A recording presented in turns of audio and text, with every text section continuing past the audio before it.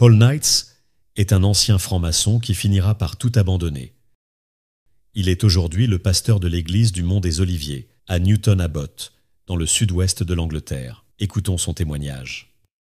Je pensais que la franc-maçonnerie était en fait pieuse. Et j'ai donc voulu y consacrer plus de temps, y mettre plus d'efforts. J'ai donc passé les 12 années de ma vie à y consacrer plus d'efforts. Et j'ai gravi de plus en plus les échelons dans les différentes instances et je suis devenu responsable de siège. Tout ce qui devait être fait, je le faisais. Toutes les activités sociales, j'en avais la charge. Et donc j'étais très respecté. Et l'année avant d'être maître de la loge, c'était une journée d'été ou une soirée d'été, et je suis allé à la loge, je me suis assis, et nous devons être calmes dans la loge pendant la cérémonie. Et soudain, un froid glacial est entré.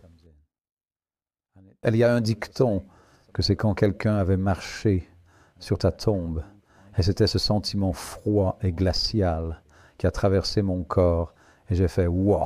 J'ai eu cette impression toute la nuit dans cette pièce, qu'il y avait quelque chose qui n'allait pas.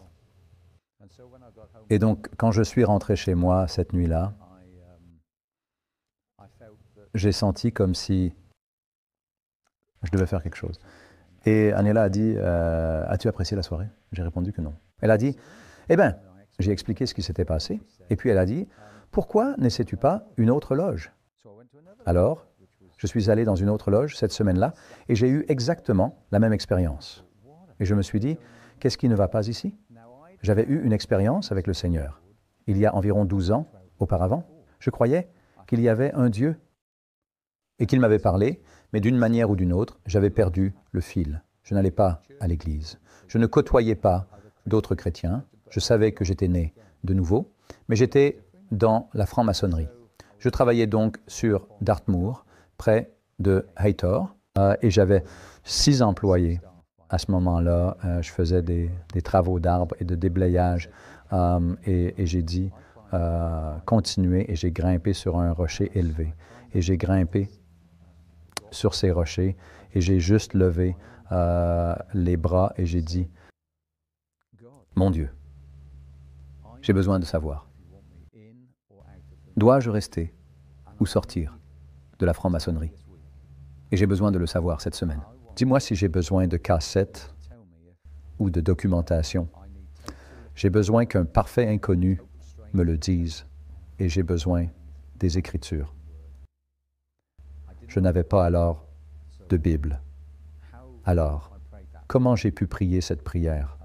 J'ai eu l'impression d'avoir ouvert la bouche et les mots sont sortis de ma bouche, parce que je n'avais aucune idée préconçue de ce que j'allais dire. Alors les 2 jours ont passé et cet homme m'a donné il a dit, Paul, je ressens vraiment le besoin de te donner ce CD ou 2 CD. Et tous 2 contenaient des témoignages de francs-maçons qui avaient eu une expérience divine qui les a conduits à quitter la franc-maçonnerie. Mais il parlait aussi des démons et ce dans quoi ils furent impliqués. Je me dis dans quoi je me suis impliqué tout ce temps. Je ne savais toujours pas que j'étais dans la sorcellerie. Ensuite, quelqu'un m'a invité quelques jours plus tard à une réunion d'hommes à Calibri-Mortimer. C'était une réunion de Full Gospel qui m'invitait à un petit déjeuner durant toutes ces années. J'y suis allé, j'ai juste senti que Dieu me disait d'y aller, mais d'être dans l'expectative. Et le matin où je suis arrivé, j'ai pris le petit déjeuner, un petit déjeuner de frites comme d'habitude, et je suis allé à l'endroit le plus éloigné de la salle. Puis un total étranger est venu s'asseoir en face de moi et il a dit « Je crois que Dieu veut que je m'assieds avec toi aujourd'hui parce qu'il veut que je partage mon témoignage sur la franc-maçonnerie. » Il partagea son témoignage sur la façon dont Dieu l'a fait sortir de la franc-maçonnerie et tous les détails. Puis l'après-midi, un parfait inconnu est venu vers moi et m'a dit « Vous êtes Paul, n'est-ce pas? » J'ai répondu « Oui ». Il a dit « Je suis assis, là-bas ». Il a dit « Quand vous avez 1 minute, rejoignez-moi et qu'on parle. » Alors je suis allé quelques minutes après. Et il a dit, je suis évangéliste, je suis enseignant, je vais au collège biblique, j'enseigne dans un collège biblique, je voyage dans le monde entier pour enseigner. Il a dit qu'il ne voulait vraiment pas être ici, mais Dieu voulait qu'il soit là. Alors il s'est présenté, a dit qu'il s'appelait David. Il a dit qu'il fut conduit par le Seigneur à venir aujourd'hui. Je ne voulais vraiment pas venir. Il a dit, alors j'ai dit, Seigneur, tu dois me convaincre. Et il a dit qu'en l'espace de quelques heures, son ami qu'il n'avait pas vu depuis 8 mois est venu et a dit, je t'ai acheté un billet pour Claire B. Mortimer. J'ai senti le Seigneur me dire, achète-toi un billet. Il a donc demandé, Seigneur, pourquoi veux-tu que j'y aille? Le Seigneur a répondu, tu vas rencontrer un homme appelé Paul et je veux que tu lui donnes ces Écritures. Ce sont les Écritures que le Seigneur veut.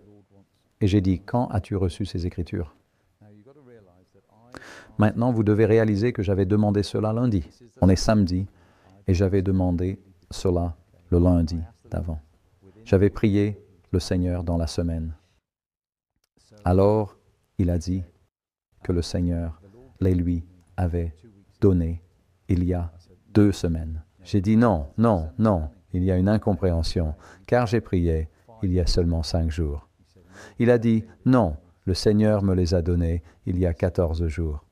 Ce à quoi j'ai répondu, comment expliques-tu cela alors? Le Seigneur avait déjà répondu à tes prières avant même que tu ne pries, a-t-il dit. Quand tu as ouvert la bouche, il a mis les prières dans ta bouche. Donc, il avait déjà répondu. Alors cet homme fut préparé par Dieu pour venir me donner les Écritures avant même que je demande. Que si quelque chose se fait dans l'obscurité, ce n'est pas de Dieu. Tout ce qui est ésotérique n'est pas de Dieu. Il n'y a qu'un seul maître. Que vos oui soient des oui et que vos non soient des non. Et ne prenez aucune obligation ou promesse. Et il a dit, ces Écritures sont pour toi, Paul. Et c'était les Écritures dont j'avais besoin pour confirmer que le Seigneur voulait que je quitte la franc-maçonnerie. Mais le Seigneur m'a retenu dans la franc-maçonnerie pendant 2 ans de plus. Et certaines personnes ne comprennent pas cela. Mais vous savez, le Seigneur est honorable et il veut que nous soyons honorables. J'étais son représentant. Beaucoup de jeunes gens venaient me voir pour me demander pourquoi j'avais renoncé à toutes mes responsabilités. J'ai renoncé à mon bureau, j'ai renoncé à m'occuper des instances, à organiser les activités sociales. Et les gens disaient, pourquoi Paul? Et je pouvais leur parler de la loi. Et donc, au sein de la loge, je parlais aux gens de Jésus. Et les gens venaient et disaient, peux-tu prier pour moi, Paul? J'ai ce problème et cet autre problème. Et donc, le Seigneur veut que nous soyons honorés. Il veut que nous soyons ses ambassadeurs, ses représentants. Et j'étais une partie pendant que j'y étais, et il voulait que je prenne du recul par rapport à cette loge, à toutes les responsabilités. Mais le Seigneur m'avait révélé la vérité sur la franc-maçonnerie, que sa base, c'est la sorcellerie. Et je ne voulais rien avoir avec la sorcellerie. Même après toutes ces années, j'aurais complètement oublié. C'est comme un voile, et il parle d'être voilé, voilé en allégorie, voilé dans le secret. Et j'étais dans cette ignorance. Le Seigneur a enlevé ce voile et m'a soudain montré la vérité sur la franc-maçonnerie. Il s'agit des racines de la franc-maçonnerie. Et il y a beaucoup d'hommes qui sont dans la franc-maçonnerie et qui ne savent pas qu'ils sont dans une société satanique et démoniaque. Puis j'ai dit au Seigneur, tu m'as manifestement montré. Comment veux-tu que j'en sorte? Veux-tu que j'écrive une lettre et la glisse sous la porte et que je m'éclipse? Et il a dit, non. J'ai dit, eh bien, que veux-tu que je fasse maintenant dans la franc-maçonnerie? Si tu es en retard, normalement, tu dois frapper à la porte après le 1er degré, puis être accompagné dans la loge et tu présentes tes excuses devant le maître, puis tu es conduit à un siège. Et il a dit, je veux que tu retournes dans la loge. J'ai répondu, je ne veux plus faire de signes, d'obligations. Je ne veux pas faire ça, Seigneur. Il a dit, tu n'auras pas besoin de le faire. Je veux que tu sois en retard de 10 minutes. C'était incroyable que pendant environ 120 ans, cette réunion dans ma loge avait toujours eu lieu un lundi. Pour une raison quelconque, je ne me souviens pas de la raison, mais cela fut changé un mercredi. Beaucoup de loges ne se réunissent pas un mercredi, alors les maîtres d'autres loges sont encouragés à visiter en tant que maîtres d'autres loges. Beaucoup de maîtres étaient libres ce mercredi parce qu'ils ne se réunissaient pas eux-mêmes. Alors, ils ont décidé de venir, mais je ne savais pas cela. Et alors, au lieu d'avoir 70 ou 80 personnes, soudainement, il y avait 2 fois plus d'hommes dans cette loge. Et ils ont dû apporter des chaises supplémentaires et tout ça. Je ne m'en suis pas rendu compte. J'avais travaillé toute la journée et le Seigneur m'avait dit particulièrement d'être en retard de 10 minutes. J'ai donc tourné au coin 10 minutes, 9 minutes, et ça me prendrait 1 minute pour monter les escaliers. Alors, je suis monté et il y avait quelqu'un qu'on appelle le garde extérieur qui se tient à l'extérieur de la loge et il protège l'entrée de tout intrus. Et il a dit « Bonjour, Paul ». Il a dit « Génial si tu étais arrivé 1 minute avant ». Il a dit « Il y a tellement de monde là-bas ce soir ». Il a dit que si tu avais été 9 minutes en avance, tu aurais pu entrer. J'ai dit « Merci Seigneur ». Et donc, ils ont ouvert au premier degré, puis nous avons frappé. Je suis entré. Et le Seigneur m'avait dit de me tenir face au maître de la loge et de dire « Je vous aime tous ». Et bien sûr, ils ont tous dit « Oh oui », parce qu'à ce moment-là, ça faisait 14 ans que j'étais dans la loge. Ils me connaissaient tous ou me respectaient. Et ils ont dit « Oh oui, Paul, oui, nous t'aimons aussi ». Et j'ai dit « À cause de la malédiction qui a été jetée non seulement sur moi, mais aussi sur ma famille, je dénonce la franc-maçonnerie comme une société satanique et démoniaque et je démissionne. » Soudain, le silence s'est installé dans cet endroit. Personne ne disait un mot. Et cela a semblé durer des minutes, mais je suis sûr que ce n'était probablement que des secondes.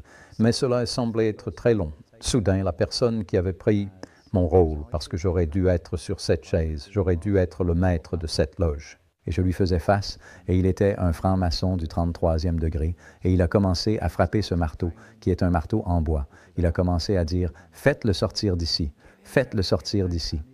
Et son visage s'est déformé, et il m'a regardé dans les yeux. Il était tellement en colère. Et ces 2 personnes qui m'avaient fait mon tas et qui m'avaient conduit jusqu'à la salle m'ont poussé vers la sortie. Et nous sommes arrivés à la porte d'entrée. Et l'un d'eux m'a pointé du doigt et il a dit « Tu n'auras plus jamais d'opportunité d'affaires dans cette région. » Et j'ai dit « Le Seigneur est mon berger. Je ne manquerai de rien. » Et il s'est éclipsé. Nous avons besoin de connaître la parole. Vous savez, la parole était en moi pour parler. Et les gens disaient, « Tu as dû perdre beaucoup d'affaires. Mais vous savez, mon entreprise s'est développée. Le Seigneur vous honorera. Je l'ai mis en premier. » Il a dit, « Cherchez d'abord le royaume des cieux et sa justesse, et tout vous sera donné en plus. » Tant de gens mettent d'abord leurs idées, leur travail, leurs épouses, leur famille, leur santé, tout le reste, et ensuite pensent à Dieu. Essayez d'intégrer le Seigneur Jésus-Christ dans votre vie, et il la changera. Cherchez d'abord le Seigneur, lui et sa justesse. Quand je suis sorti cette nuit-là de la franc-maçonnerie, je l'ai dénoncé. J'étais déjà impliqué dans l'Église. Et il y avait un couple qui priait avec ma femme et ma famille pendant que j'étais dans cette loge. À ma sortie, nous sommes tous allés à l'église. En fait, nous sommes montés sur l'estrade et j'ai raconté ce que j'avais fait. Il y a eu des acclamations. Et puis les gens ont commencé à venir et à dire « Tu sais, ça fait des mois qu'on prie pour toi, Paul. » Et il s'est avéré qu'il y avait environ 200 personnes qui priaient dans cette église pour que je sois libéré et pour que les écailles de mes yeux tombent. Et vous savez, le Seigneur honore ces prières du corps du Christ. Le Full Gospel Fellowship auquel j'avais adhéré priait aussi. Et en 3 mois, j'étais président du Full Gospel Businessmen's Fellowship. Et le Seigneur a commencé à me parler et à travers mon témoignage, beaucoup de francs-maçons sont sortis. Je vais vous dire une chose, le Seigneur aime ceux qui sont francs-maçons.